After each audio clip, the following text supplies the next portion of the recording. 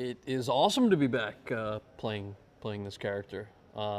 It's especially nice to be back with John, Greg Shapiro, Nathan Kahane, all the whole the whole OG Harold and Kumar team, and obviously John and Hayden, the two guys that wrote it. Their writing is always really layered. In the first film, it was a film about burgers, but there was all this social commentary in it. The second one was political satire, but still a stoner movie. The third one is a little bit different because it takes place 6 or 7 years later. Harold's moved on, Kumar has not, and there's all this other nuance with the holidays. There's Santa Claus in it. So when I first read the script, I called them up and I just said, this is as hilarious, if not funnier than the first two.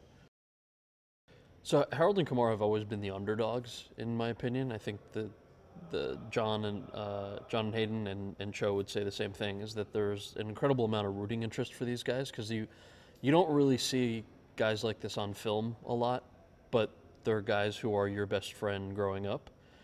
And so it's an interesting dynamic. The audience immediately finds them likable because they're relatable. They're not, they don't look like models, or they don't have, perfect body. I mean, I do, but no, they don't have perfect bodies. They're not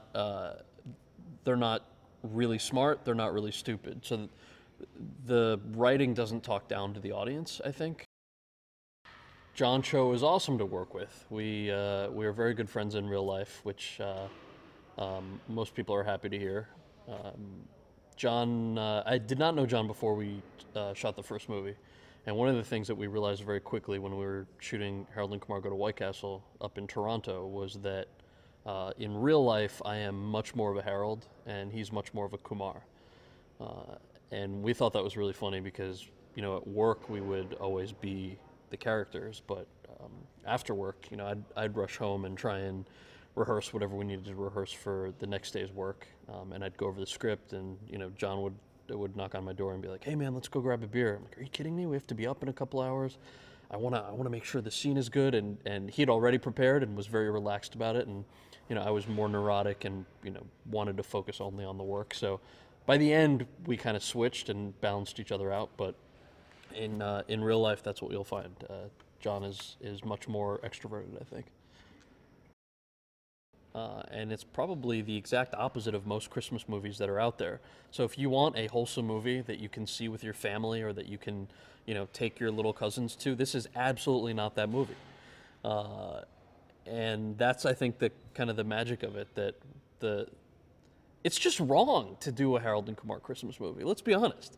It is wrong to make these types of absurd, obnoxious, vulgar jokes about a holiday that brings people together. But it's done, again, in a way that's not rude, but that's done in a way that I think we can only get away with because people like Harold and Kumar as characters. So we take certain creative liberties, and I think people have fun with that.